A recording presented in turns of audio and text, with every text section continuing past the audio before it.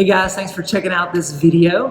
Before we get started with the message this week, I just want to encourage you to do something that I think will help you and help us out. Is if you would just click the subscribe button below, that would help us out a lot. It would help make sure that you don't miss out on upcoming videos.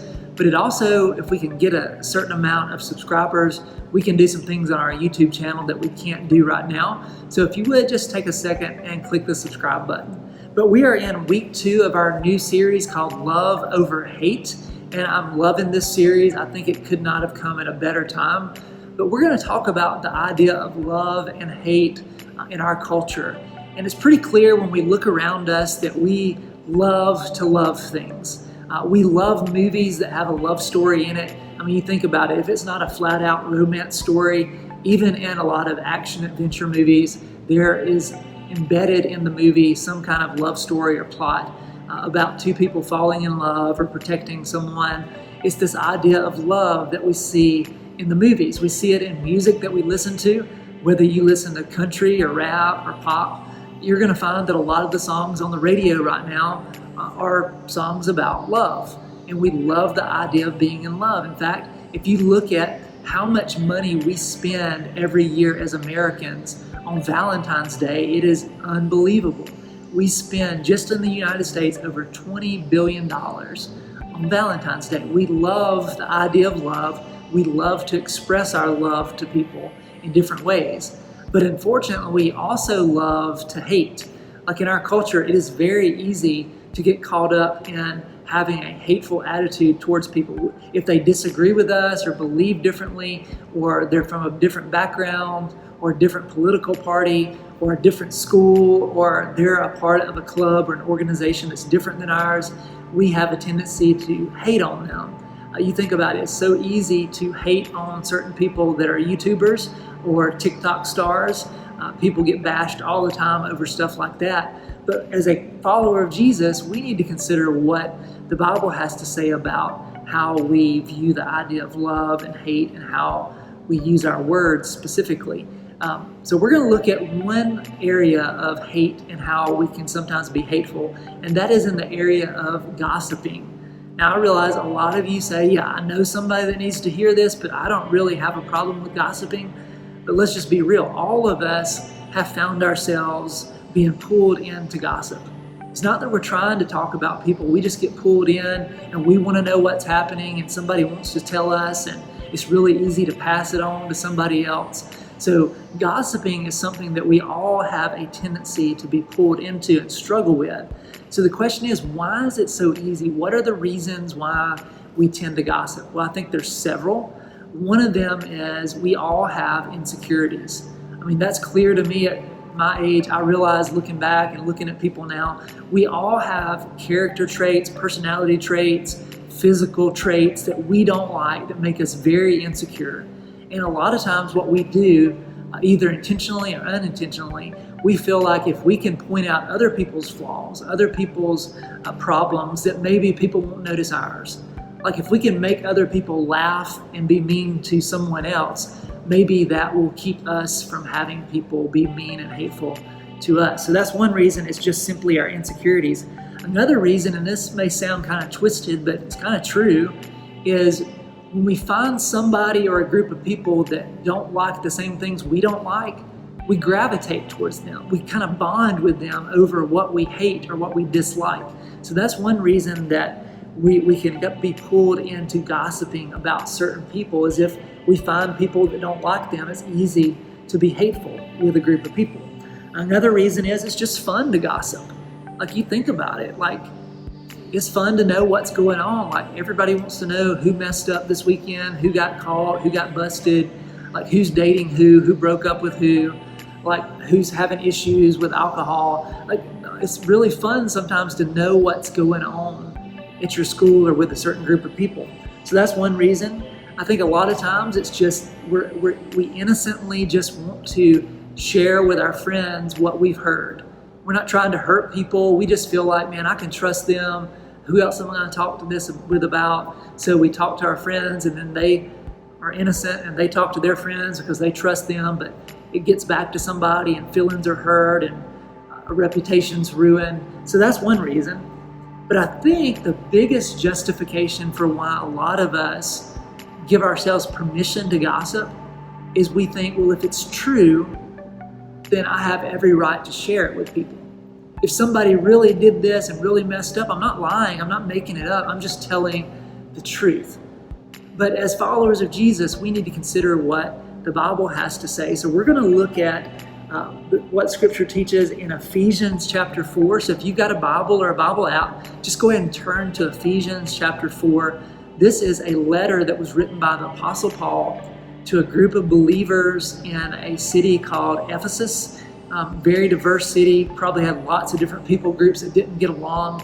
And into that, the Apostle Paul speaks about our words, and we're going to apply it specifically to gossiping. So in Ephesians chapter 4, verse 29, it says, "Do not let any unwholesome talk come out of your mouths."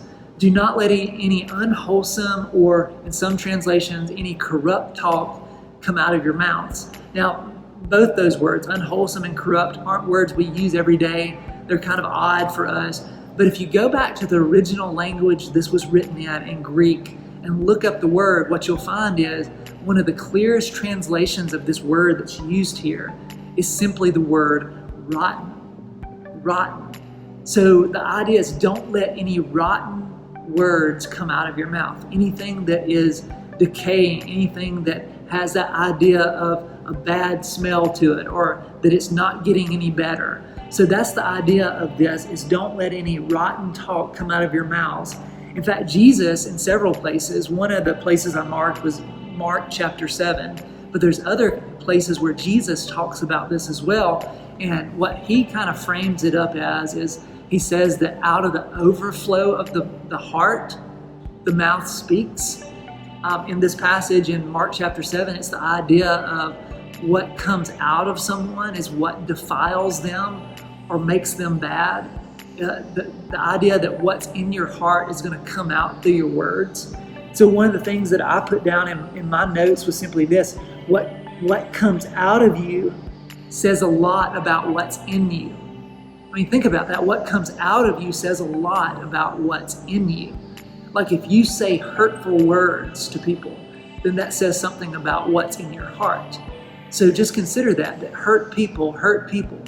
Hateful people filled with hate are going to spew hate. So if you find yourself saying things and doing things that are wrong, it's a heart issue more than it is anything else. Before it becomes words, before you actually put it into action, it is something that formed in your heart. So it's a heart issue that we need to deal with. But the Apostle Paul goes on and he says, do not let any unwholesome or corrupt or rotten talk come out of your mouths, but only what is helpful for building others up according to their needs, that it may benefit those who listen. So the Apostle Paul kind of gives us a filter to look through. He says, is it going to build people up? Is it going to meet their needs? Is it going to benefit those that listen? So he gives us kind of a framework or a filter of how to view our words and what we can and can't say. And his advice is simply to think about them before you speak about them. I mean, that's one way to put it. Like, before you speak about someone, think about them. Like, what do they need? What's going to really help them? And if what you're about to say or do isn't going to do that, don't do it or don't say it. Do what benefits and helps them. Do what benefits them, not what bashes them. Another thing I wrote down was simply, what you say about others has a lot to say about you. Like it does. Like what you say about others says a lot about you. It has a lot to say about you. So if you're saying things that are always dragging people down, that's what you're going to be known for. If you're a person that's always gossiping and being negative, you're going to be known for that.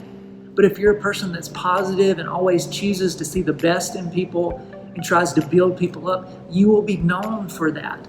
And that's something to consider if you're a middle schooler or a high school or an adult today. Just think about, what are you known for? Are you known more for hurtful words or loving words? That's a question you need to consider. But the biggest question I think we need to answer is, what can we do? Like, how can we do better at this and not gossip? So I wrote down 4 things that would help us to be known for our love and not for our hate. Number 1, I think we all need to learn this, that we should talk to people, not about them. We talk to people, not about them. Most of the problems with gossip would be solved if we would just practice that principle. If you hear something about someone, instead of talking to everyone about it, go talk to them. So even if you think it's true, go talk to them before you spread it to anybody else. Another question is what I'm about to say true? Do I really know this is true? Because a lot of times we're quick to start spreading rumors before we even know the truth or the facts. But just because it's true doesn't mean you need to say anything. Let's continue. Another question is what I'm about to say helpful? Is it going to help the situation? What I'm about to say to that person or to a group of people, what is it going to be helpful? Is it going to bring healing, or is it going to just kind of pull a scab back and make things worse? Is it going to irritate, or is it going to bring healing? Now, the last question I put down was, will who I'm about to say this to be able to help? I think this is a very good question to ask. This person that I'm about to say this to, are they a part of the solution? Can they help? If they can't, then they don't need to be a part of the conversation. It's as simple as that. If whatever you're worried about or whatever rumor you've heard is true or not true, the person you're about to talk to, if it's a friend that has no way to really help, why even bother? Now, if it's an adult, if it's your small group leader or a parent that can help and maybe do something about it to bring healing and hope, maybe you need to talk to them about it. But you need to ask the question, can this person I'm about to talk to about this actually help solve the problem, or is it going to make things worse?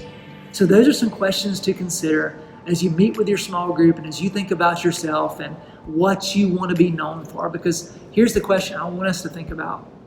What if your small group, or what if just us as a youth group, as a student ministry, if we were known as people that speak words of life, that we build up, we don't tear down, that we assume the best and we don't assume the worst, that we go directly to people and talk to them and not talk about them.